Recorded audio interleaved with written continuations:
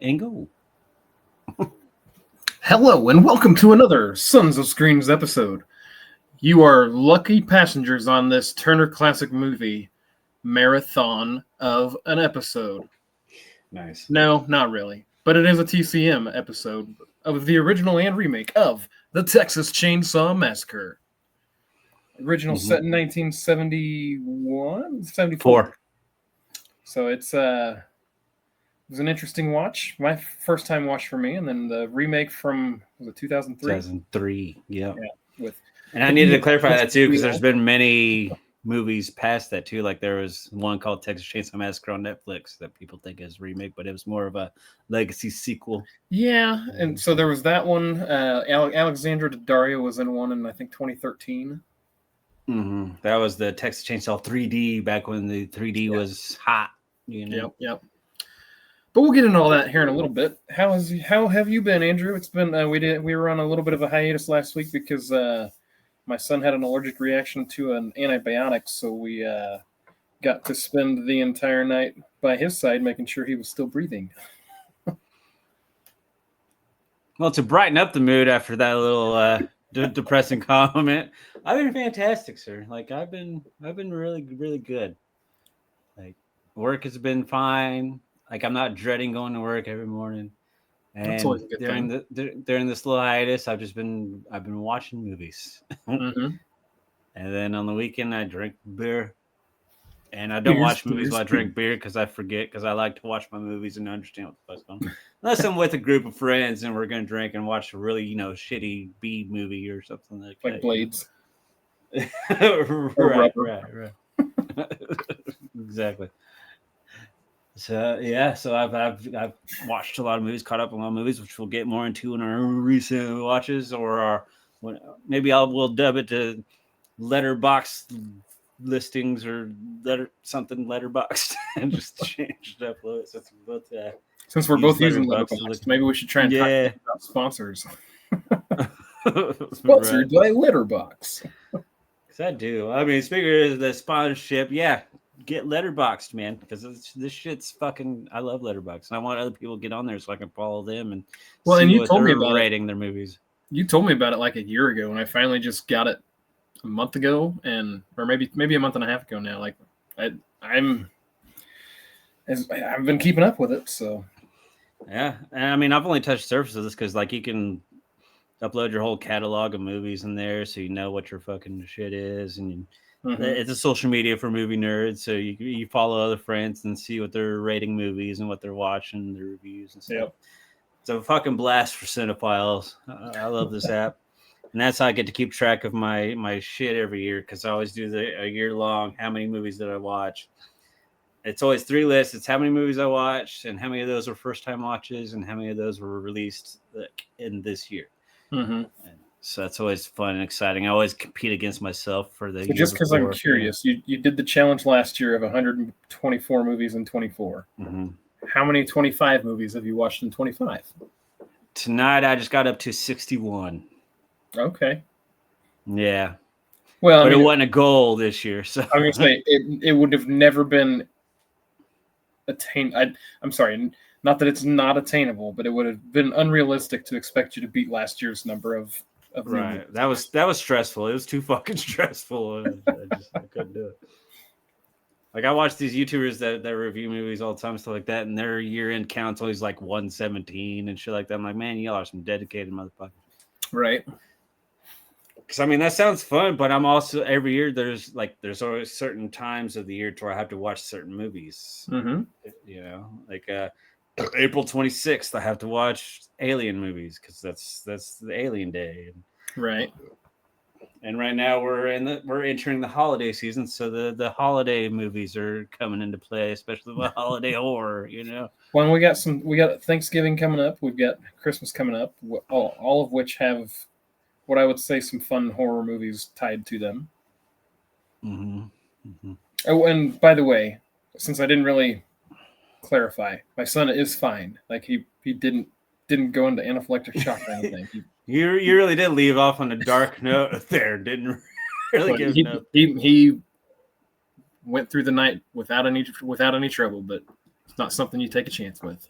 I would hope anybody's watching would assume that everything's okay since you're on here, Right. but you never know. Just in case there was any question. Because if people are entertained by this show and tune in, that means they might not be the brightest people in the world anyway. No offense to any there, but Are you we're not not entertained? we are not sophisticated cinephiles here. We talk about boobies and blood and Titties and beer. yeah, it's good shit. It's good shit. Well, let's delve into our random beers here. So we'll crack open our random beers and go into some recent waters. So I didn't get a chance to go to the liquor store today and find a beer that I could easily tie to the Texas Chainsaw Massacre. So what I found was one in my fridge existing. It says it delivers beauty and brawn, which that's how I'm going to tie it to the Texas Chainsaw Massacre, because in the remake you had the beauty with Jessica Biel and you had the brawn and Leatherface. But this beer is Big Sippin', an imperial stout an imperial sour IPA, 8% alcohol. You know, you should know by now, like, because you did find a way to connect your beer, and there's always a way to connect the beers that we drink to whatever we're watching. You just got to really think about it. Well, I've got 2 or 3 of them in there right now that I know what I'm going to use them for, so they're going to stay there until on the back burner a little bit. Like I'll see a beer and I'll be like, oh, that would be perfect for this set of movies, so I'll pick it up. I know that's why I always try to have a beer that has a monkey theme, because eventually if we're going to do some monkey movies, that's not very bad. I actually have a monkey themed beer in my fridge right now. Because we're going to visit some Planet of the Apes eventually. Spoiler alert. Probably not till after New Year, but you know. It's not bad at all. It's not bad. Oh yeah. So, but yeah, mine's simple. I'm still continuing on my Angry Orchard Thriller pack that they had in October. And this one is a Sinful Apple, but it's CINN, if you will. So it's a cinnamon apple. Mm-hmm. And it's sinful to murder people like Leatherface does. So that's my connection. There you go. So there you go. See, there's always loopholes, man. The horror theme pack, like, it's not hard to tie that to a horror movie. Right. It's probably. Oh yeah, I should probably taste it. Huh? Well, so we're gonna roll into our recent watches, because we've had 2 weeks since we've recorded, so both of our lists are fairly long. So we will. Do you want to go first, or do you want to go 5 at a time, or like you want to snake it? 5 at a time. No, one of us will rattle through ours, and the other one will rattle through theirs. Okay. You want me? Am I it? You want me to go? You're up. Okay. So let's see, where did I leave off of? Well, I did do the entire Predator franchise, and in chronological order. Not in release order. Chronological. Right. Okay. I'm always a chronological order guy. I'm never a release date guy. Besides Star Wars. For me, I am a release date guy on your first watch, and after you've seen it your first time, then you can go chronological, because you need to see it in the order that they were released. Yeah, I mean, after you've seen them, yeah. After you've seen them, I prefer to watch chronologically. Yeah, me too, 100%. So I always have to look. I always Google them, like, what's the chronological order of this fucking franchise? And when you put Predator and Alien together, because they do, tie in. They do. It's a fun chronological order. You do have to jump around a little bit, which is kind of fun for me. Yeah. Which even just Predator by itself is fun, because the first one you have to watch is Prey. That they did, which I just watched for the first time earlier, like a month or two ago. Fantastic, loved it.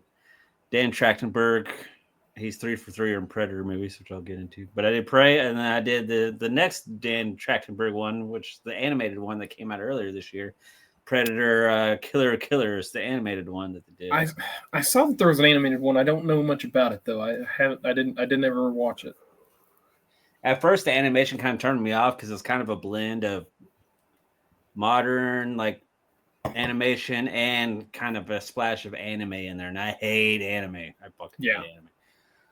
But I'm glad I did take time because I was like, it's Predator, so I'm gonna fucking watch it because I Right. love Well, Predator. and I'm with you. Like, I'm not big on anime. Like, I know it's got a big following.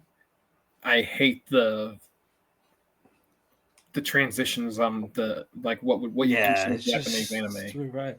To give an example, I love Terminator. I mean, fuck, I love me some Terminator, and Netflix came out last year with an anime Terminator series. I'm like, hell yeah! It's only 6 episodes long. I got through 3, and I'm like, I can't do it anymore. Like it was interesting, but I didn't fucking finish it, which makes I feel shame because I'm like, it's Terminator, but I'm like, but it's also anime. But Mm-hmm. Predator Killers, though, I highly recommend it. It was surprisingly way too good. It was way better than it should have been. So then, yeah, then I did, Predator, Predator 2, Predators, The Predator, and then the Alien vs. Predators. Because This there's two of those. goddamn Requiem. Yeah, both of them Yeah, are. yeah, Requiem was a piece of shit. That's definitely at the bottom of my list. I don't disagree, but there are two of them. Right. Yeah, the second one of the two, yeah, it was garbage. People usually put The Predator at the bottom of the list. I fucking loved it. I had a great time with that. I saw it in the theater and I've watched it many times. I have it on So 4K. the Predator is the one that just came out, what, 3 or 4 years ago? Well, it's probably been longer than that now, but It says 2018 is oh god, when it's it been came 7 years already. out. Yeah, this the one with Olivia Munn and Mm-hmm. and Thomas Jane. Oh, it's so good. It's right up your alley, sir. You would I'm love pretty it. sure. I'm pretty sure that's the one that I'm thinking of. Like I enjoyed It's, that one a lot. as I say, it's got the humor that you enjoy, and it's a good ass time. Fucking Thomas Jane with Tourette's in it. Fuck me in the face with the aardvark. It's Yep, fucking yep. fucking great. I I loved loved it. that movie. So it gets shit on a lot, but I get it. So But was no, that and was then that one considered a remake or just a reimagining, or just that a was sequel? that was just another Predator movie. What's interesting about that one is that it was directed by Shane Black, who was in the first Predator movie. He Okay, was one of the military guys that was with Arnold's team. Arnold. So I figured since he was a part of the franchise, he'd make a good ass movie, and I agree, he did make a good ass movie, but everybody I else does not. I don't care what everybody else thinks. I enjoyed that movie. It's a I've good fucking I've movie. watched it multiple times. So I enjoyed that, but the reason why I did all that is because it's leading up to the brand new one that just came out last week, Predator Badlands. I was super excited for it, to where I was afraid I was going to overhype myself. Mm-hmm. I did not overhype myself. This is, I mean, I have to look through my this year's list, but it's definitely at least in the top 3 of movies that I've seen released this year so far. Okay. Fucking loved it. I mean, it's definitely a Miss Davis class for me. It's so much fun because he's a protagonist this time. Like the Predator's a good guy in this one. Okay. So Interesting. and he has Ellie Fanning, who's a half of a fucking android person in this movie that ties into the Alien franchise. Hmm. It's like a weird buddy action adventure, even comedy movie, and it's fucking good. And it's been very successful, which makes me super excited. And that was also Dan Trachtenberg. So, like I said, he's 3 for 3 on the Predator movies. Okay. So I Did did the Dan Predator. Trachtenberg do Prey? Yeah, he did Prey, he did Killers, and then he did Badlands. So sorry, not to backtrack, but with Prey, it popped up on my Roku, and I was like, Prey, that looks interesting. Never like I had not heard of it, so I clicked on it to watch it on the free to watch, and I was like, this is a Predator movie. This is a damn good movie. Yeah. And I love how they went back in time to the old Indian days. And Mm-hmm. Amber Mid-Thunder, I regret not meeting her at Texas Primer the year that she was there. That little cutie pie. I love this. She was a badass in it. So yeah, and then I went with that, and I randomly watched another new release this year called Bone Lake. It's another horror film. I want to see that one. It looked intriguing to me, but I have not delved into that rabbit hole yet. It's getting a lot of good reviews. It's a fun watch. It wasn't anything really special. It's 2 couples get booked in the same Airbnb, and then chaos ensues, and then twists happen here and there, and It's an interesting one-time watch. Is that It's the not one I'm gonna where watch again, probably. one of the people that were double booked show up when it's like raining or whatever, and the guy's already there? No, that's an old Okay. Keanu Reeves movie. At least that's what it sounds like that you're describing. Okay. Where these two young girls knock on the door. No, and that's no. I know which one you're talking. That's Knock or something. Mhm. It's okay. We don't have to try and figure it out. Yeah. So I did Bone Lake, and then my buddy Daryl, his no budget shitty horror movie came out called Stoner Snake. Stoner Snake. Okay. Yeah, I purchased it for $4.20. $4.20. That's funny. Now, did you And he told purchase me physical or did you purchase electronic? just digital. He don't have physical yet. Just digital. Okay. Because I was like, I promised him I'd watch it and give my honest review, and my honest review was shit. I gave him a star just because he completed his movie, and I was proud of him for doing that. But there was just I don't understand how it's a movie. Like he didn't even do like your simple movie tricks like some like low angles, high angles, and stuff like that. It was always just like straight on everybody. There was just different things like the dude slips on a banana peel. I'm like, it's a very simple trick to do with somebody slipping on a banana peel. You have him step on it, then you cut to the guy flying in the air with a low angle while he lands on a mattress or something like that, and then show him in pain on the ground. No, it was just dude. He just walked and he stood on the banana peel, then he very gingerly just fell over. Oh. Okay, so how would you compare it to the Greasy Strangler? Oh, Greasy Strangler is Citizen Kane compared to this movie. Because I still have not been able to finish the Greasy Strangler. Yeah, like this. If I was gonna be honest, if my friend didn't make it, this is like the fluid that started the dumpster fire. Oh my! Burned in it. Sorry, Daryl, if you're watching, I love you, buddy. It's like in the Frankenshark range.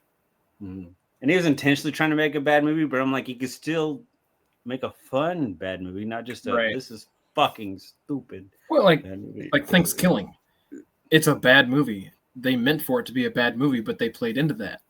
But it's fun, yeah. It's fun. This one was not. So I did that.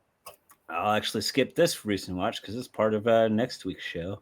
A little mini spoiler. But then I randomly watched Easy A with Emma Stone. I love that movie. Because usually when I come home from work, I'm like, I'm going to fall asleep. So I usually just play a movie. And I'm like, if I fall asleep, it's okay because I've watched it before and I didn't fall asleep because I remembered how much I enjoyed that movie. And then that day ended up turning into an Emma Stone double feature because right after that, I watched one that's totally different than Easy A, Poor Things. You heard of this one? Yeah, I've heard of that one. I haven't seen it. It's a very Frankenstein similar story. She's kind of created in a way, and you get to see all of Emma Stone. She's naked like half the fucking movie. She's getting railed by many dudes. Yeah, I was like, hello, Emma Stone. Might need to see this movie. Yeah. It's a long one, but I mean, it's a good movie. And I can understand why it got its praise from the cinema art house people. It's a beautiful fucking movie. The people that if they love a movie, I'm probably not going to like it. And if they hate a movie, I'm probably going to love it. Still worth the watch. It was good. It was just a little too long. It's also got Mark Ruffalo in it. It is a good one. And then I picked up some Criterion. Have you heard of the Criterion collection? Yep. They have a sale going on right now, so I picked me up 4 movies from them that I've been eyeballing for the longest time. I watched Repo Man from the Criterion, starring Emilio and Harry Dean Stanton. That's a fun 80s movie that ends very fucking weird. The Repo Man, I'm sorry. I was thinking of Repo the Genetic Opera. My bad. I know, everybody does. Everybody always fucking does when you bring it up. Well, when you said that, I was like, I'm not remembering this. And I was about to say, you mean Paris Hilton wasn't your favorite character? And I was like, wait a minute. That's not the same. Emilio wasn't in that one. He's in this one from 1985, I believe is what it was. where he repossesses cars and stuff. And then like Mhm. there's aliens involved, and it's wacky, and the ending is just fucking ridiculous. And then and then I got Blue Velvet because I've always heard this title before Okay. with Dennis Hopper. And it was the first time watch for me, and I'm glad I bought it because it was really good, very fucking crazy. Dennis Hopper is a fucking lunatic in this fucking Oh movie, man. and it was damn good. So I'm glad I got the criterion of that. And then I got two Terry Gilliam movies to where how you know who this guy is he directed all the Monty Python movies. Yes, I was gonna say I know that name. Yeah, yeah. Turns out he's done a shit ton more than just Monty Python, including one of my favorites through high school. I got Fear and Loathing in Las Vegas. Did you ever see Okay. that? With Johnny So Depp and Benicio del Toro. I haven't seen it, but I do know that the Backcountry that Avenged Sevenfold made what Mm-hmm. 10, 15 years ago, like that's whether the song was based off of Fear and Loathing in Las Vegas, I don't know, but the music video to it 100% was based off of Fear and Loathing. It was. Well, I mean, it was more based off of Hunter S. Thompson, who this movie was about. His writings and stuff when he would go on these drug trips Mm-hmm.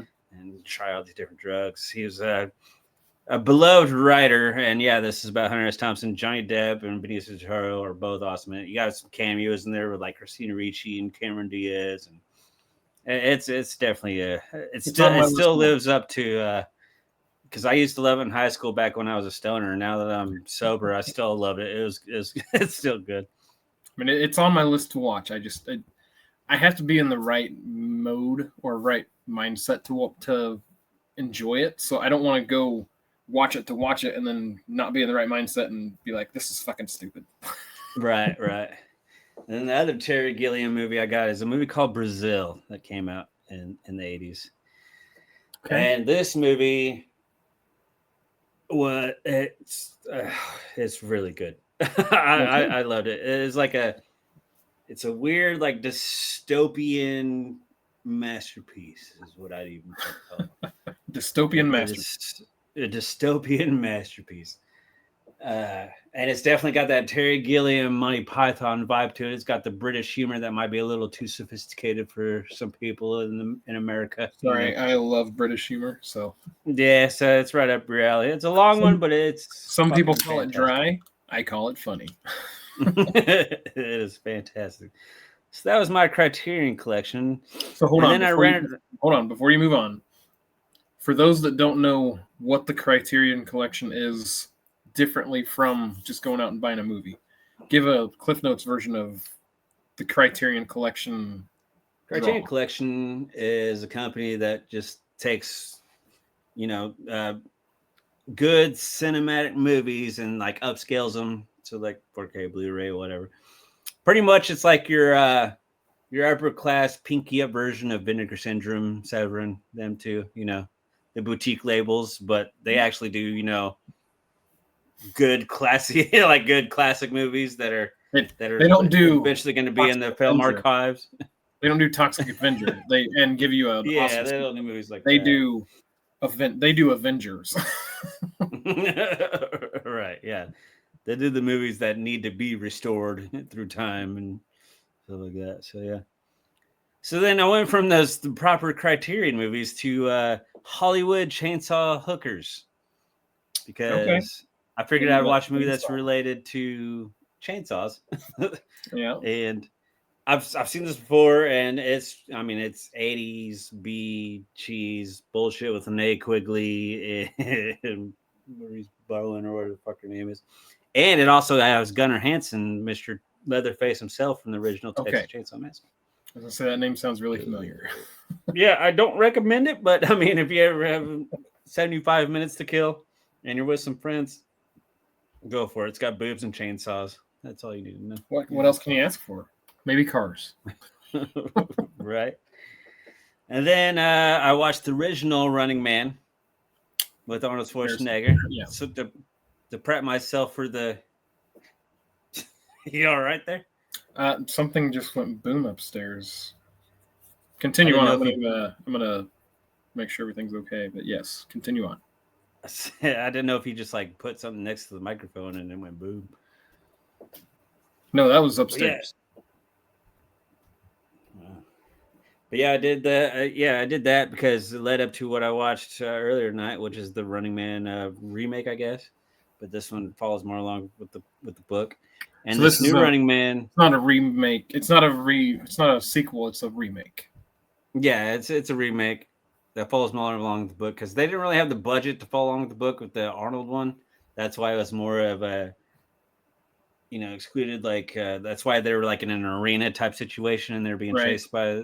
This one, it takes place across the country. Like the whole entire country's trying to kill this dude, Right. to win money. Because basically the premise is if the guy stays alive for 30 days, he gets the money. If somebody kills him, whoever kills him gets the money, right? Mm-hmm. Yeah, and there's a way to make money throughout those 30 days, even if he doesn't get killed, for both him and the people that are trying to kill him. And like I thought, like this was gonna be a perfect recipe for me. I really thought because I love Glenn Powell. He's like one of my favorite modern day actors. He is turning into one of my favorite actors. Mm-hmm. And it's directed by Edgar Wright, who is one of my favorite directors these days. He never fucking fails me. And it's The Running Man, which I fucking loved the Arnold Schwarzenegger when I used to watch shit of that all the time as a kid. And I'm sure I've seen the Arnold one, but I don't remember anything about it. It's fun. This is one of those where I did overhype myself a little bit, just because I was expecting that perfect recipe, and I was figuring it was going to battle for my favorite movie of the year. Still a great time, still fun, but there's just areas like middle got a little stale, and there's just certain things I was just like, this didn't really good movie, just not really vibe right. The best of the year. Yeah, I recommend it, but don't overhype yourself like I did. It's still a good time. And then I watched the Now You See Me 1 and 2 because I love me some magician movies. I love me some magicians. Period. Too. Like I am so excited. I literally the beers I was talking about earlier. I've got one in the fridge. Mm-hmm. Well, I've got some in the fridge for future movies. I've got one in there for a magician movie. Nice. And then with this Now You See Me, it's titled Now You See Me, Now You Don't. This is the third one. And just watched that tonight. I mean, it was fun because I love magic tricks and shit like that. And the action was fun because they integrate them being magical like the first two. And but the storyline, I was like, this is kind of dumb. Like I wasn't really impressed with it. So I had fun watching with it, but I'd tell anybody else that doesn't care for magicians and enjoyed the first two. Would you consider this a cash grab from the first two to make it a trilogy, or was there really no plot, or was it just? I'm really not sure why they even did the third one. I'm really not even sure why they did the second one. I really think the first one could have just been a standalone and it would have been just fine. But they lured me in with the magician shit. So that's why I've been following along with it. And I don't even know why they made the third one because I'd have thought the second one flopped, but apparently made enough for them to condone a third one 10 years later. Right. And I mean, two things did happen in this that I was hoping that would happen. So that made me happy too. I won't give any spoilers since it's a brand new movie. I don't want to hear about it because I do intend to watch that movie and I want to watch it uninterrupted. Yeah. But the whole plot point and why they're doing what the eye is telling them to do this time, I'm just like, this is fucking retarded. I'm like, I'm good. So then I watched Now You See Me, Now You Don't, and like it's the worst of the three. Well, I will say that the first Now You See Me movie, I do believe had one of the best twists that I've seen recently in a movie. Yeah, rewatching it, I'm like, how did I not see that Mark Ruffalo was a fucking all right, but like that was one of what I would consider the best twists that I've seen in any movie in the 2000s. Yeah. Well, when did Saw come out? What was the first Saw? Was it in the 90s or 2004? So I'd say Now You See Me had the best twist since Saw. I know. Yeah, Saw is still one of my favorite twists of all time. I definitely did not. He was in the room the whole fucking time. Yeah. I'd be a lying sack of shit if I said, yeah, I knew that was good. No, I had no fucking clue. Right. For Saw 1 or 2. The second one fucking threw me through the loop too. I was like, what? Yeah. All right. And then the rest of them started getting a little more predictable. But well, they did but after the first two, you were expecting a twist. So like you were looking. You were starting to entire figure out time the formula a little bit Yeah. of where they were going, yeah. And now we're up to 10 of those motherfuckers. So. Well, yes. I feel like there might be 11 though. Like, was it Chris The Rock? 11th one comes out next year. Okay. That's why Saw X was called Saw X, because it's Roman numeral. Well, right, but I was thinking that They Spiral, counted the spiral. They counted the counted spiral. Spiral. Okay. Mhm. I didn't know if Spiral was considered part of the. Well, I consider it part of the franchise. I didn't know if they did. They did. So. And Spiral disappointed me because it was directed by Darren Lynn Bousman, who did 2 and 3, which I really enjoyed. I really 2, 3, like and 4. Spiral. It a little disappointed me a little bit. Because Chris Rock was a big fan of the franchise, so he produced it. It was all his idea to do the Spiral movie. So I was like, all right, comedian Chris Rock gonna come in and rock the horror world, and I was like, he didn't really rock the pants off of me, man. I'm sorry. I enjoyed Spiral a lot. I didn't hate it. I just was. I guess technically, I've only seen it once, so I guess that answers. I gotta learn when comedians try to cross over into horror. I need to lower my expectation because Danny McBride tried to do that with the latest Halloween trilogy, and that was a pile of dog shit. Overall, shit. Yeah. Halloween Ends, dumpster fire. Yeah. And that was my recent watches. All right. Well, before we get into mine, let's rate our beers, and then let's rate our beers and go take a little break. And or do you want to take the break and then rate beers, and then I'll go through? We can rate beers. I can hold along after rate our beers. All right. Well, what are you giving your Sinful Apple? Oh, a 5. It's delicious. I mean, it's a cider beer. I'm not surprised. I'm really liking this Thriller pack. The last one I didn't get a perfect 5, but yeah. The last one was a Headless Pumpkin, and you gave it a 4. But the Angry Orchard Blood Orange, you gave a 5 to. Yeah, the one with the Jason Voorhees mask on it. Yeah. So yeah, I mean, because that 12 pack is expensive as fuck. It costs as much as a Rolling Rock 30 pack. But so mine, I mean, I really enjoyed the flavor of it. I can kind of see why my wife didn't like it, but I gave it a 4. Good old 4, huh? Oh, that's a high score. Yeah, we're out of 5. Wait, does that mean that your 5 is supposed to be a 2.5? No, it's a, I don't know what. I brain farted because I was like, I gotta pee. Okay. Well, so with that, we'll be right back. Then we'll back. Welcome back to the Sons of Screams Turner Classic Movies Marathon. Wait, no. That was intense. Even though it was wrong, it was intense. Well, hey, I mean, it's a TCM marathon. Hype them up. Welcome back to the Sons of Screams, the best and whitest podcast you'll see on YouTube. Brother! If you don't believe me how white this fucking podcast is, just watch the gangster episode that we did with Straight Outta Compton and All Eyes on Me. Because at the very beginning, you get a lovely rap from our guy Colonel here. And it was white. It was white. I'm just trying to make it relatable. Well, relatable is the wrong word. I'm just trying to make it fun. I'll embarrass myself to make it fun. I mean, if you guys want a full album, Colonel, just let us know, and we'll be sure to record it for you. I mean, we can get Don't Stop a Fan on there. It might take them a while to do their album because it took them a good 10, 15 minutes just to come up with that fucking little ditty that he did at the beginning of that episode. Well, hey, writing music ain't easy, bro. Mad respect to all the rappers and rockers and mad respect slingers out there. The was it the rap battles where people just throw shit out off their cuff and oh man, yeah, fucking 8 Mile, baby. Yeah, mad respect to Eminem, greatest freestyler of all time. Fight me on it, I dare you, because he is. He's the greatest rapper of all time, I think. I love Eminem, but anyways,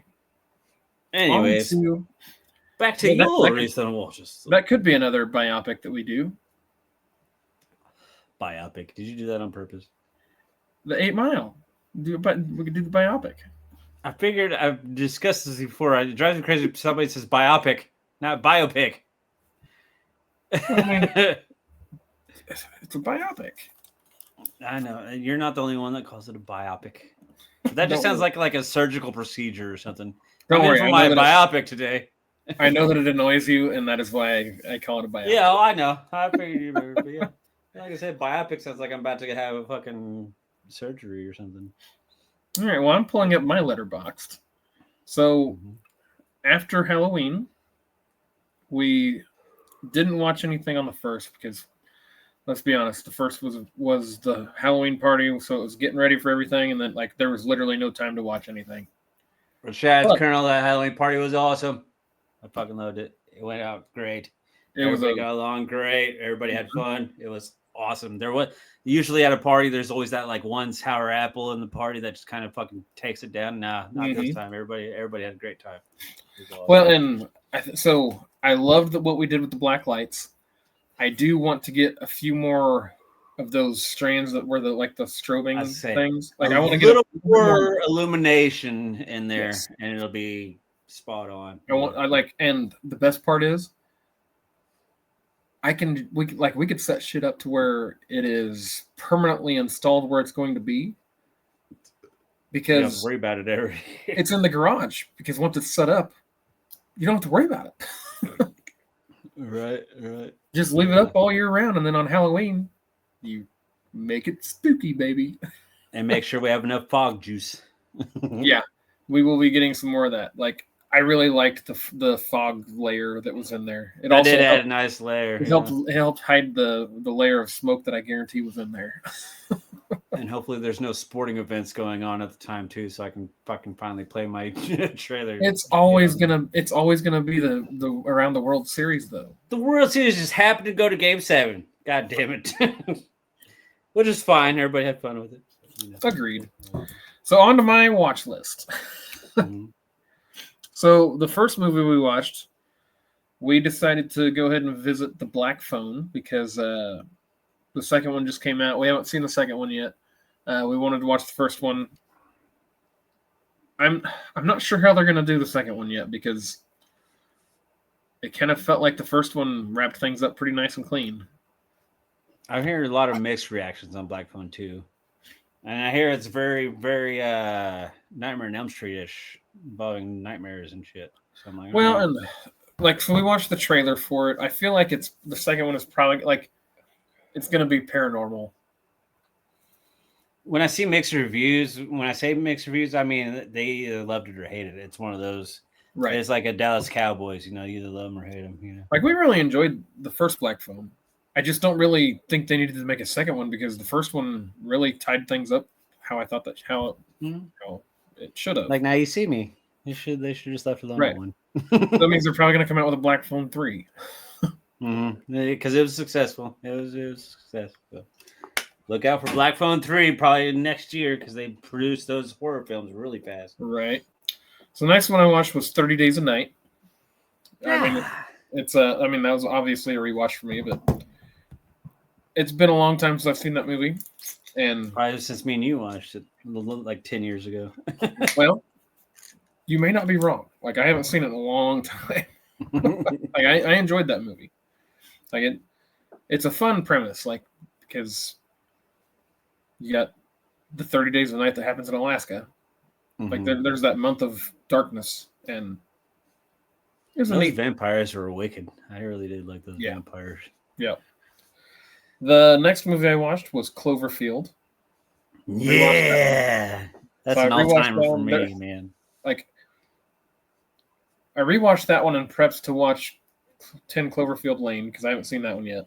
I still haven't seen it yet. It's not on my recent watches, but like it, I wanted a refresher on Cloverfield. And didn't you tell me that 10 Cloverfield Lane and Cloverfield are in the same universe, but they're not really tied together?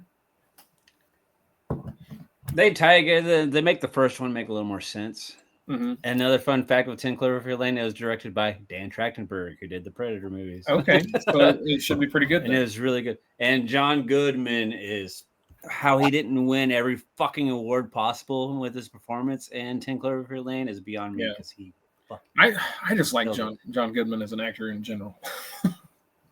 Yeah, and Cloverfield. That when I went and watched the movie, it reminded me that found footage does scare the shit out of me. Because after the movie was over, I'm like, is everybody in New York okay?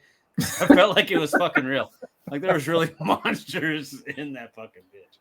So yeah, found footage will always get me, no matter if it's giant monsters and shit. Well, like that. and I always question found footage as well because, like, let's be honest. Yes, they try to they make it look real, and they try to throw stuff in there that feel like I'm watching makes home it video. plausible, and I love it. And that was J.J. Abrams, Cloverfield. Okay, That's another reason why it was good. Yeah. So the next one I watched, so I don't remember if it was on Vudu or Amazon. I've been scrolling through a lot of the free stuff recently, just because I'm curious what they have out there in free, and I found a series of movies called Aliens Uncovered. So I decided to watch Aliens Uncovered Origins. It's a documentary series. Well, as much of a documentary as it can be about aliens, but right. I don't suggest that series. But fair enough. So I watched Aliens Uncovered Origins, and it was going over a bunch of stuff I'd already heard. So I wasn't that engaged in it, and it just didn't really give any interest. Not interest. Like it just didn't draw me in like some of the alien documentaries do. Fair enough. I would put it, well, I'd put it a step below Ancient Aliens type of stuff. Oh, they do with the crazy hair, the aliens. George Tsoukalos. Okay. Yeah, of course you know his name. Yeah, I'm a ufologist, I guess. Oh, is that what they call them? Yeah. Okay. Clever. All right. So then the next one we're talking about. So then we were looking on Fandango, Voodoo, whatever you want to call it, and we saw a Mark Wahlberg film that came out in 2018 that we'd never heard of, and it intrigued us, called Mile 22. Ah, yeah, I've seen that one. So we visited that this week and loved it. That was a good one. Mark Wahlberg's one of those actors I always forget how much I like him until I watch one of his movies. I'm like, I really like you. There's not a whole lot of Mark Wahlberg films that I don't really enjoy. Even when he's in a shit film, I still enjoy his performance. Mm-hmm. That mean, So, yeah, he's always a redeeming quality in any movie. And he played what was it, autistic or ADHD? He played that very well. Mm-hmm. Yeah. Right on. Okay. I recommend Basketball Diaries, starring Leonardo DiCaprio and Mark Wahlberg back in the day. That's good. Mm-hmm. So then, the next movie I visited. So this is a movie that I like, kind of like with you when you get home from work, you start a movie and if it keeps you awake, okay, but you plan to fall asleep. Mm-hmm. So every night we put a movie on to fall asleep to, and I typically fall asleep within the first 5 to 10 minutes. So I decided to put on The Bourne Supremacy, which is the second movie in the series, because I've seen the first one hundreds of times. Like I know I don't need to watch that one to revisit the series. And I was like, you know what? All right, I want to put this one on. And we'll go to sleep. I didn't go to sleep. I watched the whole movie. So that 4K box set of that bitch. That led me into going ahead and revisiting the rest of the series. So I watched The Bourne Ultimatum the next night, and then Jason Bourne the night after that, because Ultimatum was the one that did Jeremy Renner instead of no, I skipped the Jeremy Renner one. Oh, okay, I can't remember. I only watched them once. I bought the 4K pack because it was cheap. But I'm not. I mean, the Jeremy Renner one wasn't bad, into but they were just playing off the Jason Bourne name. Like it. Well, hence why they brought back Matt Damon, I guess. They're like, we got to bring back, because Jeremy Renner's fantastic. Don't get me wrong. No, like it was a great movie. It just Mhm. you It didn't wasn't the have to same call it vibe. Jason Bourne. Like you could have it given it its own name and had it been a spinoff. But Right. Yeah. so then the next night, again, I put on Jurassic World, planning to fall asleep, and I didn't. So we get to You include should that know one. better than that because you love the fucking Jurassic movies. So you I should do. know better than that. Well, but a lot of times I'll put on Jurassic Park or Jurassic World, the first one of the trilogies, and Mhm. I'll fall asleep. Just like it's I didn't this time though. So Jurassic World is on the list. So So you're then, saying is movies keep killing our nap time / sleep time because mhm. we God dang it. get to hey movie Hmm. cinephiles baby. So then we went on a little shopping spree for like movies on sale. Found a bunch of $5 movies on Vudu. Um, I had seen this movie. My wife had not. The Next 3 Days with Russell Crowe and Elizabeth Banks. Okay, I know what movie you're talking about. I haven't seen it. It's a little slow. This is a Banks in it. Oh, I gotta see it then. I love Yeah, Elizabeth it's Banks. good. So like it's a little slow the first what I'd say half to 3/4 of the movie, and then that last bit it just goes. Nice. But I enjoy that movie a lot. And then we were sitting there watching TV one day. So Luke was sick, so we took the day off and just put it on YouTube TV's one of their movie channels, and Guardians of the Galaxy 2 happened to be playing. So we ended up watching Guardians 2, the one with Kurt Russell, where he's his Yeah, yeah. dad. He may be your father, but I'm your daddy, or Yes. something like that. Yeah. Hmm. I'm Mary Poppins, y'all. You know. I love Yondu. Yeah. Yeah, Michael Rooker made that movie because otherwise it definitely wasn't as good as the first one. But Right. Michael Rooker, though, he really made that movie definitely rewatchable. Yep. He did a great job. So then I decided to since I'd already watched both of the movies in prep for last week, I went ahead and watched Texas Chainsaw: The Beginning, the Jordana Brewster Texas Chainsaw. Mm-hmm. I was taking a drink, but I was also doing that at the same time. Okay. You know? I was like, were you telling me to wait? I don't know. Yeah. You know, Anyway. Fast and Furious, baby. That's And then no. So I'd seen that one quite a few times. Like I really like the remake Texas Chainsaw and the prequel. The prequel to that one. Yeah. Yeah. So then we also watched one that I had not seen yet, but that I bought a long time ago because it was on sale for $5. I watched Leatherface. Mm-hmm. I was not as impressed with that one. I told you. That was a major fucking disappointment. Like, and I think the reason why is because it was originally it wasn't intended to be a Texas Chainsaw movie. Okay. But they did found a loophole to do a little cash grab and turning it into a Texas Chainsaw movie. It had zero feel of Chainsaw. And its twist was just fucking stupid. Yeah, I was not that impressed by that movie. I mean, I'm glad that I watched it, but that's not how I see. Like, I don't see that being how. No, like, and there's 9 TCM films, and that one's probably at the bottom of the list for me. I don't know if I disagree with you. Like, even the one with Renee Zellweger and Matthew McConaughey, I like. Yeah, that one's fun. I mean, it's bad, but it's like a fun bad, like we were talking earlier. Like, right. Like you can't look away from it bad, you know. I gotta see what happens next because this is awful. So then the next one I watched was, again, planning to fall asleep, put on Gladiator. Next thing I know, I am 3/4 of the way through the movie, and I'm like, well, shit. Damn, you don't want to do that during a 3-hour movie. We're trying to fall asleep. again, Gladiator is one that I've fallen asleep to before. It just like I don't know if I For just some wasn't. reason, it sucked you Yep. in. Yeah, Yep. that's why Are I you never not watched like entertained?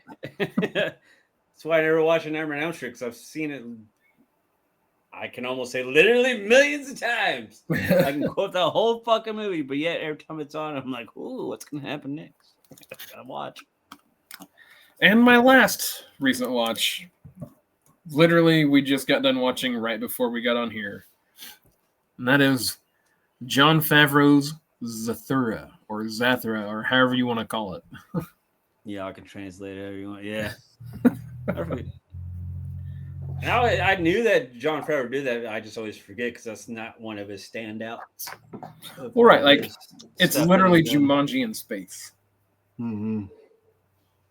And when you have that mindset that it's Jumanji in space, you just keep thinking Jumanji, and it's just not as good as Jumanji. Well, and they even advertised it as from the world of Jumanji. So, like, I even had to ask my wife, I was like, so is this like in the same universe, or is it like they're just saying it's like Jumanji? Right.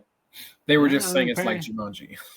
Yeah, it's like when we watch like these horror characters go into space, like Leprechaun and Pinhead and all that. Mm-hmm. We watched Jumanji go into space with this one. We did. I mean, it was I enjoyed the movie. I liked it a lot. Emma loved it. It's one of those that had it come out before Jumanji, I don't think it had the cast to. I mean, it had a good cast, but I don't think it had the cast to do what Jumanji did. Yeah, it wouldn't have withstood the test of time there. Right. Like Jumanji did. But speaking of Jumanji, the new Jumanji is under production right now with The Rock and Kevin Hart. It's in production. They just started production. They just did their table read, and now they're about to go in production. All right. With and they got all of them back: Kevin Hart, Jack Black, Karen Gillian. Yeah, the fine ass Ginger and The Rock. Do you smell? I smelled The Rock's last movie was shit. What was his last movie? The Smashing Machine, where he tried to be serious. I heard that was a really good movie, and that he did a His really good job. performance is good, but the movie was so bad. And then it's hands down the biggest Rock flop that he's ever done, because he's a box office draw. He has that following to where he can literally say, "This is Toilet the movie starring The Rock," and people are gonna go out and watch. He's like Taylor Swift with music. Like she puts out something and it's going to be followed. But he built his following for a reason. It's not for him to be this serious and going for an Academy Award type actor. And so even his big following is like, "Nah, I'm good." He made like $5 million its opening weekend, which is way under Rock's fucking. Well, I saw that it was already available to purchase. So yeah, it was like 2 weeks later. Like, hey, you go ahead and rent it at home if you want. Yeah, there was another movie like that recently that did that too, and I can't think of what it was. Like within a week of it being released, or maybe 2 weeks of it being released, it was already available to purchase. Yeah, it's shocking. So that wraps up our lengthy list of recent watches. Lengthy list of recent watches, yes. Our letterbox into TCM, we're going to do another commercial break. Our letterbox list of the week. We'll be right back. Yes, we'll be right back so we can crush this TCM Texas Chainsaw Massacre. Not you mean whoopah? That's what I said. Friends reference. Anyway, we'll be right back. And we are right back. Whoopah! Oh, Jesus. I should have known that was coming. Anyways, let's talk some Texas Chainsaw, shall we? Since we're doing the original and remake, we will start with the original. 1974. Was it Toby Looper or something like that? Toby Hooper. I was one letter off. Nice try.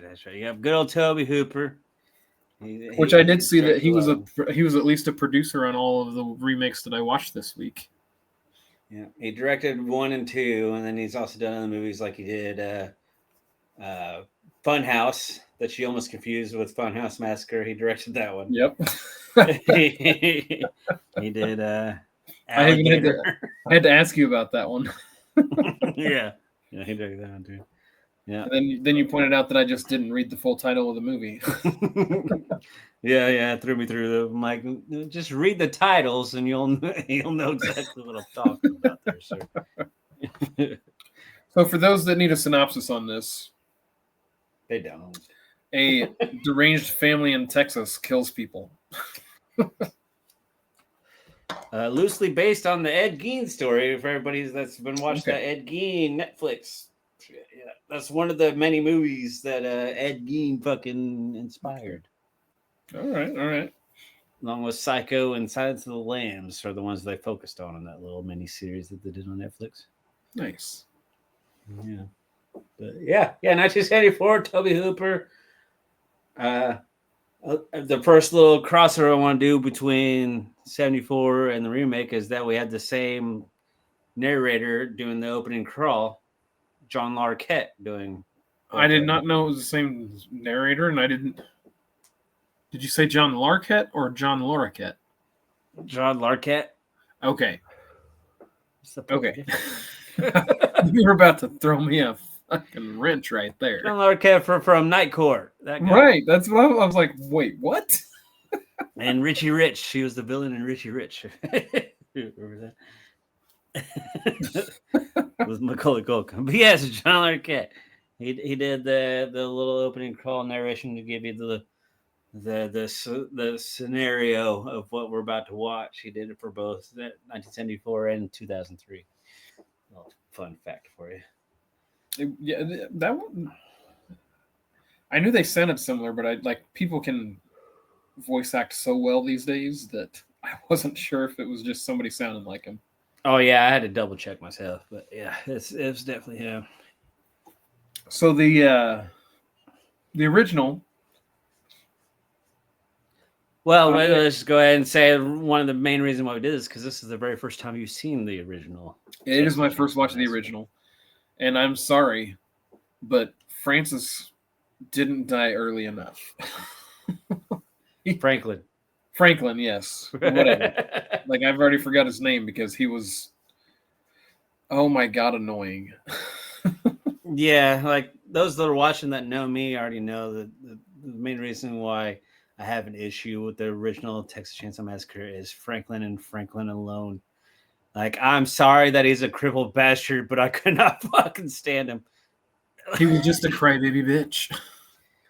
Like, too much. Like, I'm sorry that life's a little rougher for you than everybody else, but Jesus Christ, like, why did they even bring him on to this trip? I'm so glad they didn't try to replicate Franklin in the remake. Oh, if they would have tried to replicate him, I don't think I would have liked the remake as much as I did. Like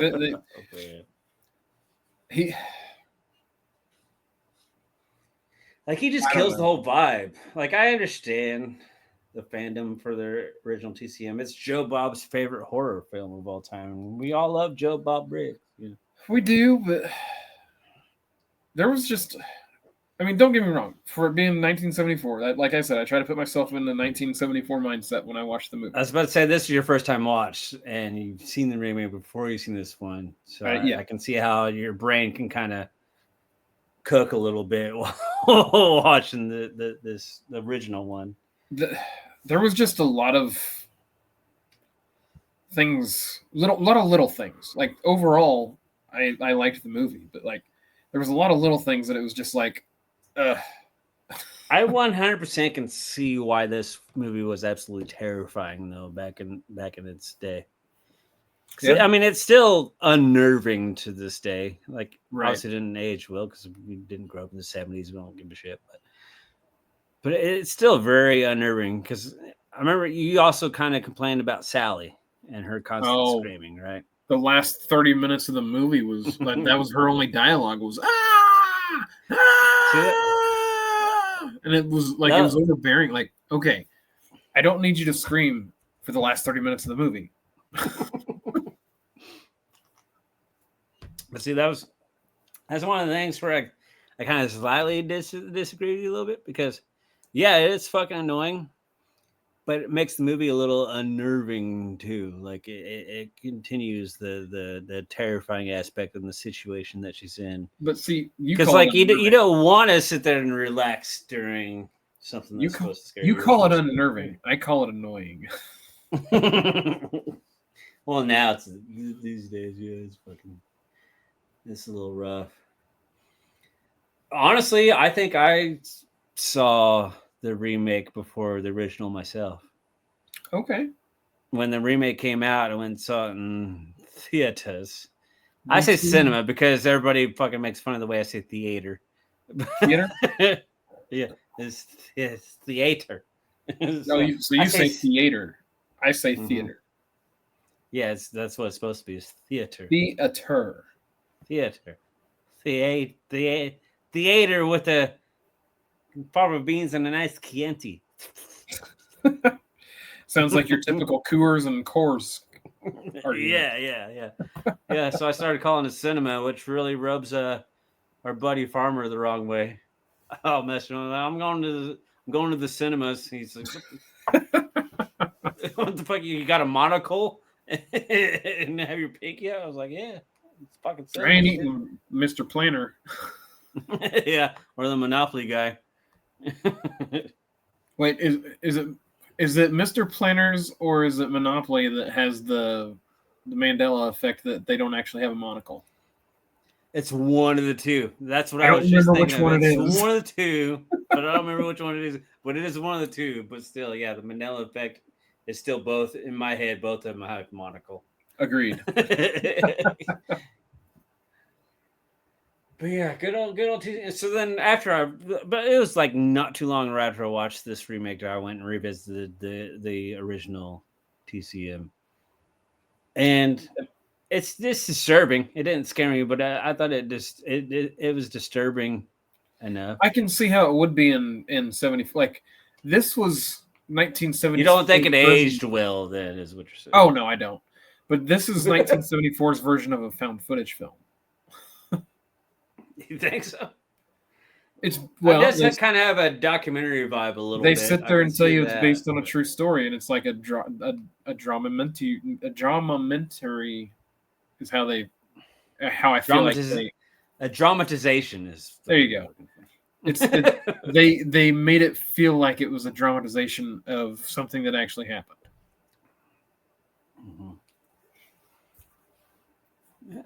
Mm-hmm. Which I don't know. I still have a hard time rating the original Texas Chainsaw. I'm sitting here, I don't have a rating right now in my head when we're about to rate this because I've already go back and forth.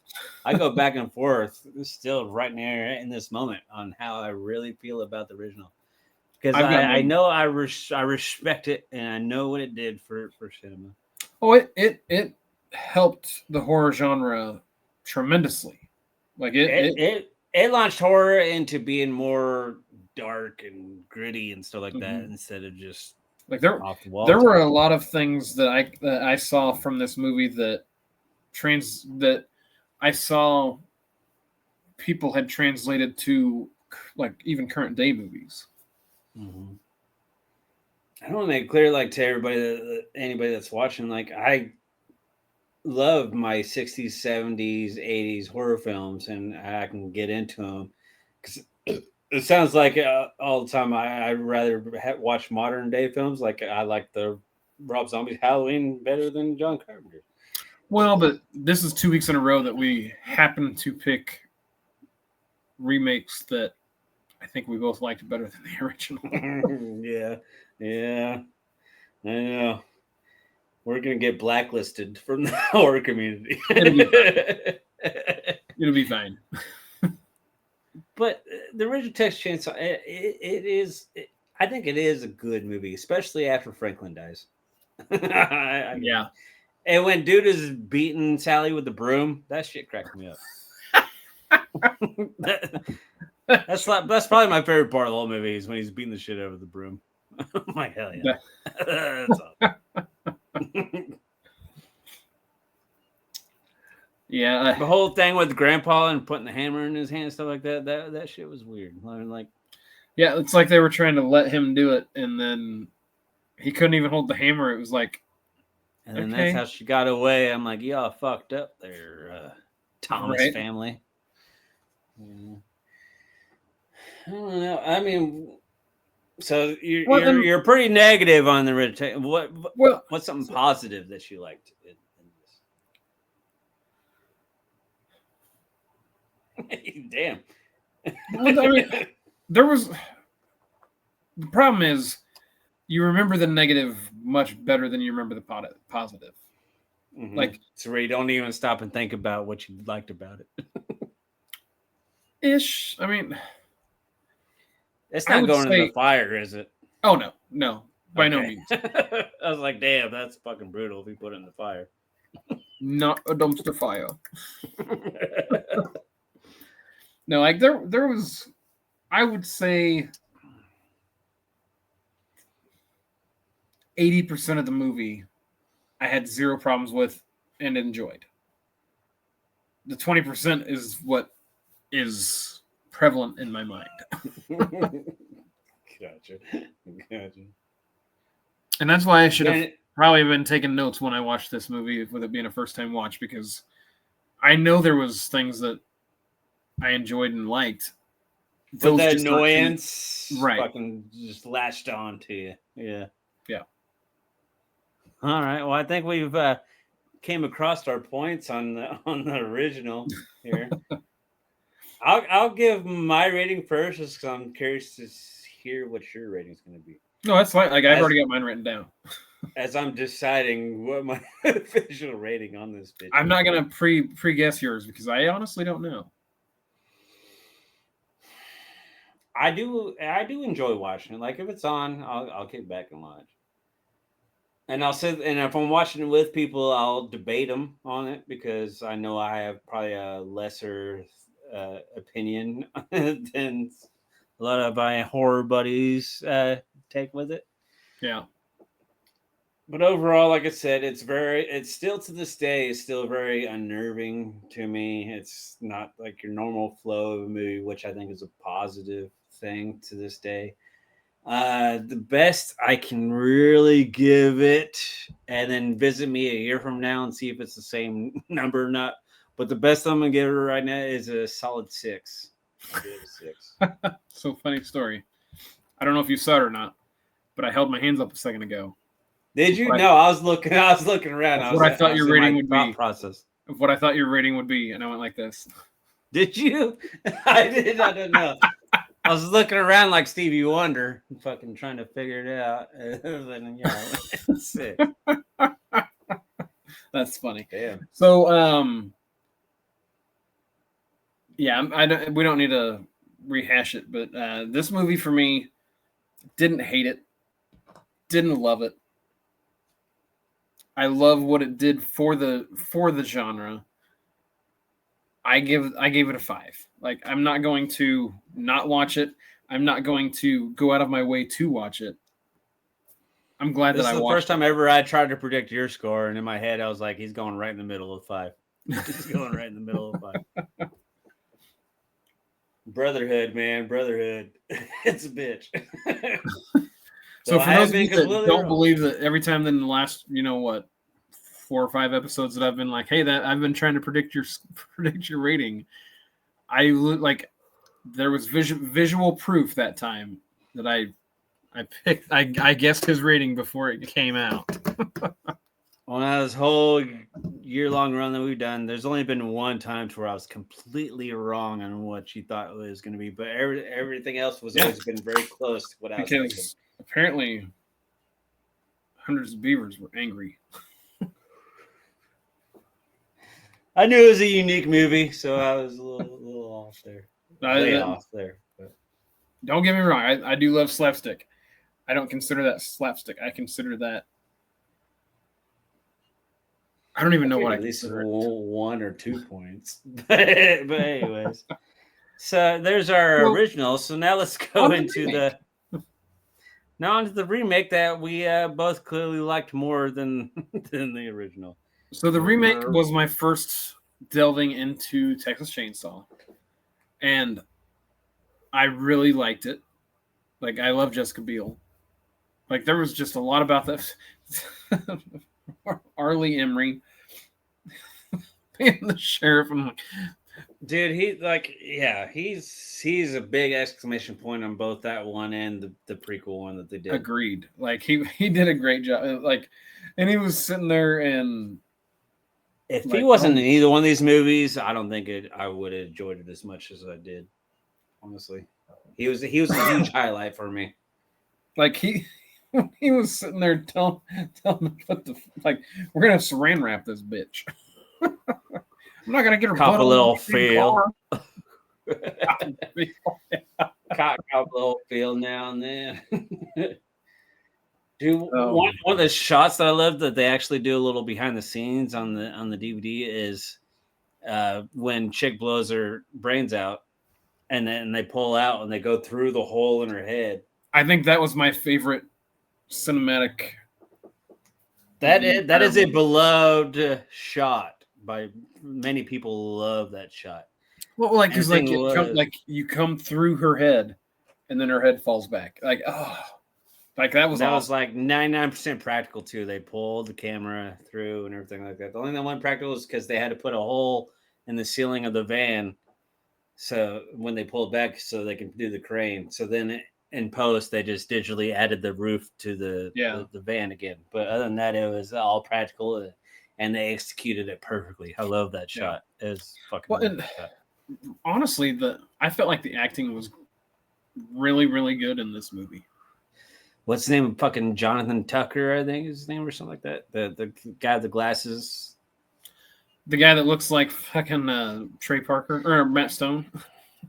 Yeah, he was on a hot run there, doing many good movies, and anything that I've seen him in, he was awesome in it. He just kind of disappeared, and that makes me sad because I really thought he was gonna be like the next, because he is an underappreciated talent. Like, he did a really good job. Like whenever he was sitting there in the fucking van with Arlie Emery, and he was like, "It doesn't look right. Like the perspective is not right," and he's like.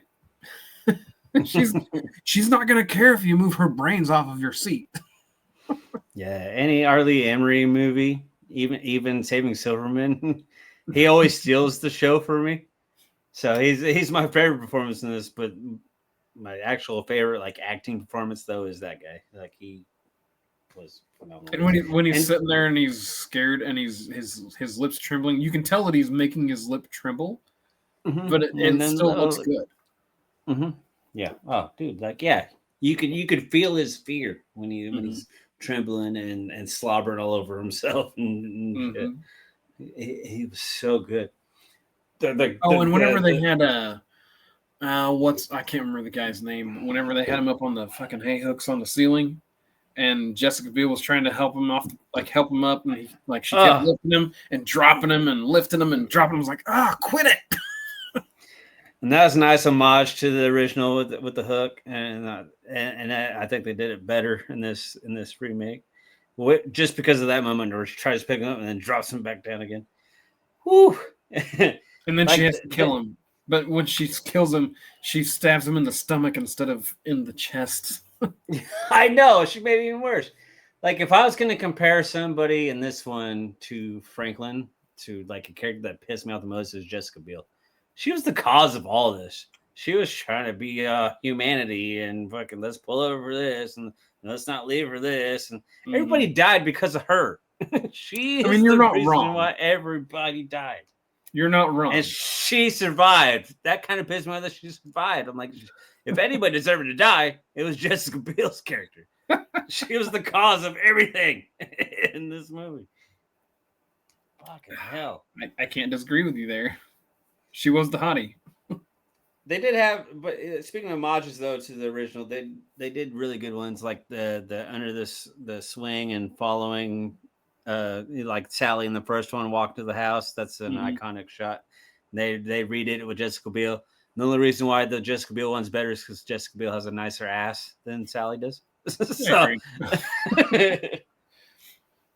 Well, and It, I could be wrong, but I feel like the gas station they stopped at, I feel like that might have been the same one from the original.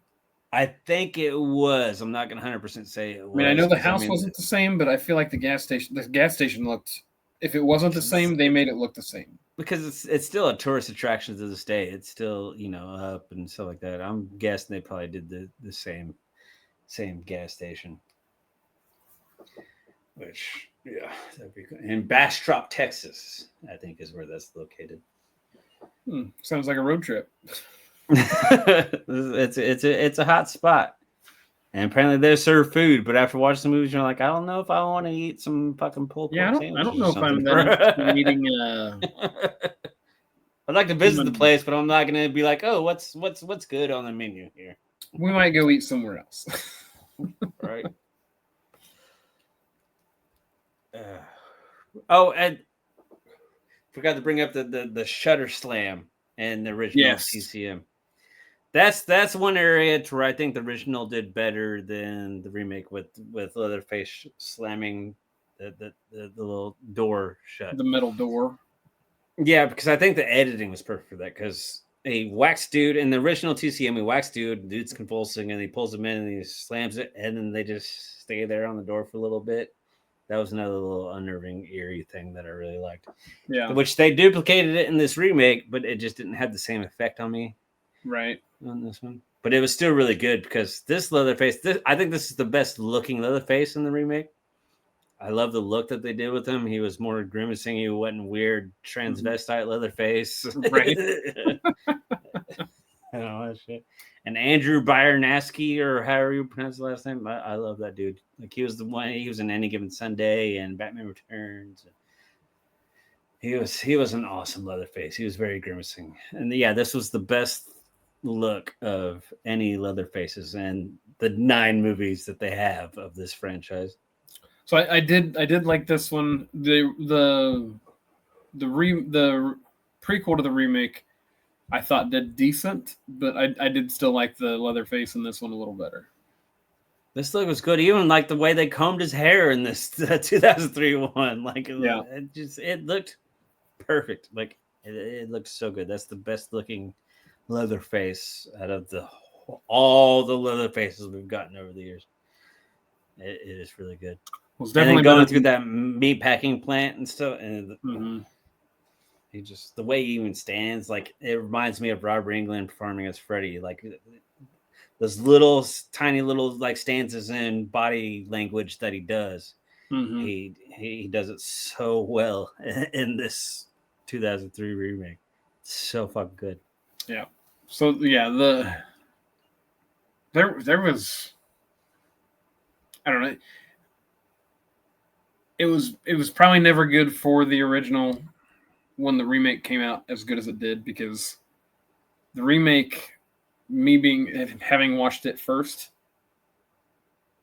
did no favors to the original. Right.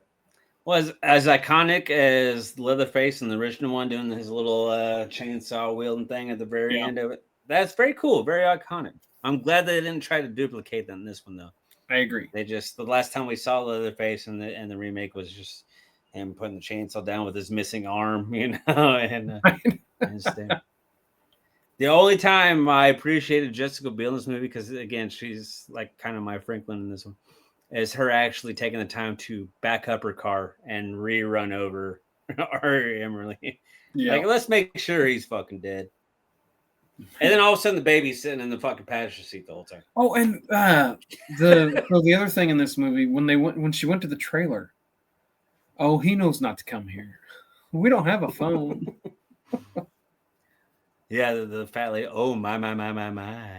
For some reason that always those people. I was like, I've been in trailers similar to this, and these ladies are fucked up. Yeah, that just reminds me of another reason why I love this remake, is there's a lot of good shots, like a lot of good cinematic shots, like performances and cinematic wise, that just stick out in my head more than the original does. Yeah, it was a very well made remake. I think this remake is what launched the trend of let's remake every single fucking past horror movie ever. Right. Well, and so they remade a Friday the 13th. They remade a Freddy, Nightmare on Elm Street. Nightmare on Elm Street, Hills Have Eyes. Like they remade a bunch of them, and all of I don't feel like any of them were better than the original, like this one was. All right, my top 3 horror classic remakes are Rob Zombie's Halloween, Texas Chainsaw Massacre, and Evil Dead. I did love but the Evil Dead wasn't Evil Dead 2013. Yeah, like it was quite a bit later. Like I did like that one quite a bit. I felt like that one did do a really good job. Like we may be doing an original remake on that one. We might have a double Miss Davis there. We'll see. Right. God, I love that one. But yeah, and I love this TCM remake, man. It really was so good. I remember buying the 3 discs DVD set that unfolded like a chainsaw on this remake. And that's when I showed my mama, and she was like, "This is scary." I'm like, "Mom, did you never watch the original?" She's like, "Yeah, but I was young then." I was like, "Now I'm an adult. This is terrifying." All right. Well, do you have other points you want to bring up on the remake? Off the top of my head, I talked about John Tucker. Or the Emery is fucking fantastic. R.I.P. I'm so sad that we didn't get more of him. Agreed. You know, because we got. I mean, obviously, his memorable role is Full Metal Jacket. I was gonna say, like I said, Full Metal Jacket is where my wife knows him from. Yeah, but I even brought up Saving Silverman earlier. He was in that. He was fucking fantastic in that. And see, I've seen Saving Silverman a few times. I don't recall his character in that movie, but we don't. He was the coach that actually helped him out. Kidnap. Yeah. So I mean, and like I said, he is the massive cherry on top of this remake. I loved Are You There? I wish we could have got more of him. I wish he wasn't as old as he was, so we could still have him now doing movies and being that character. Right. I know it'd be a typecast, but that's a typecast that deserves to be typecasted because it'd be fantastic. Not all typecasts deserve to be typecast. This typecast deserves it. Absolutely. And I would have loved to have met him too, because I guarantee he's probably one of those that's the nicest guy that you'd ever fucking meet if you met him in person.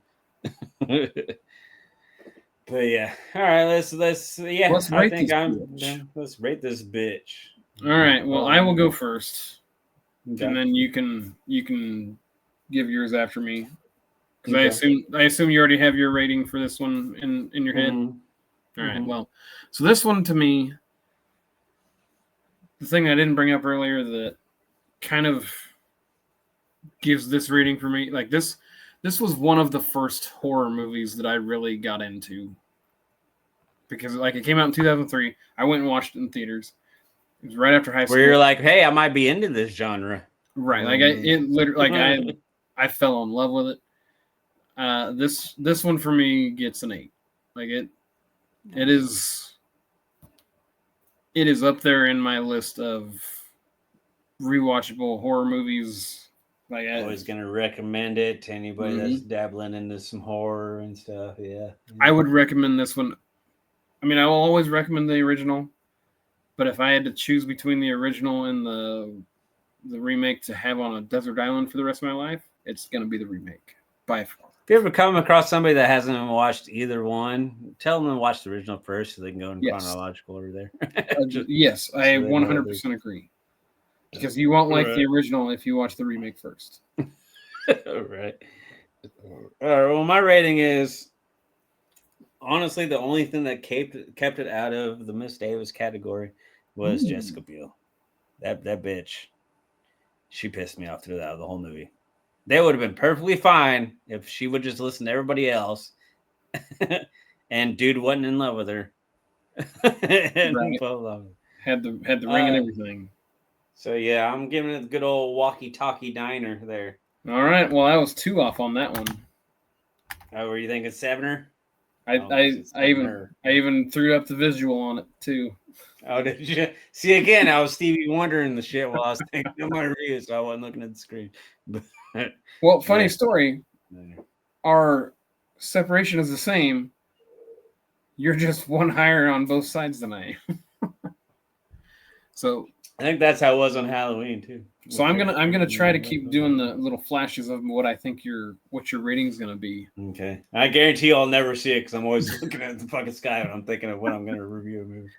Like I literally thought you were gonna be a 6-7 guy here. No, I absolutely love this remake. Like I said, and those 3 remakes that I named, they're probably all 9s. Well, and what's funny is literally we both like the remake as much better than the original. Than we each liked them the same. Just I'm just a little point bit out. less Yeah. Right. Yeah. All right. Well, I'll go. That will bring us to our episode. next week episode. Yeah, I'm gonna do one more of just one of my own personal picks before I start diving into my holiday picks. But this one to conclude my November selections, I guess I'm gonna do Frankenstein and Frankenstein. But I'm gonna do Shelley's. Mary Shelley's Frankenstein from '94, I want to say. And then I'm going to do the brand new Guillermo del Toro Frankenstein that's on Netflix. And then I'm just going to have a heyday talking about Frankenstein because he is easily my favorite Universal monster. And I just love that whole lore and story. And yeah. So, funny story. I own Mary Shelley's Frankenstein from a Frightmare. I don't remember if it was last Frightmare or the Frightmare before. So we will be able to watch that on physical media. And the other one is on Netflix, right? Mm-hmm. I feel like I've seen that, but we'll find out. It just came out like 2 weeks ago or last week. It just came out last week. I have not seen it then. Yeah, it literally just dropped on Netflix on the 7th. Yeah, so last week. All right, so here we go. 2 new watches for me. Hell yeah! So, I can't wait to talk some Frankenstein. Man. Oh, Betty, I'm going to be watching Young Frankenstein this week. That'll be a reason watch. So, all right. Well, that being said, I have been the Colonel. That has been the Fae. Mm-hmm. And we love that. If you're still here, God bless you. Thank you for being here. Right. We'll see you next week. Sons of Screens are out. Out. I wonder if anybody does stick around for the endings. I don't know. I do. I don't know if anybody else does. Let's test it. Stick your finger in your ass and tell me hello. I just whatever. That was stupid. Anyways, good night.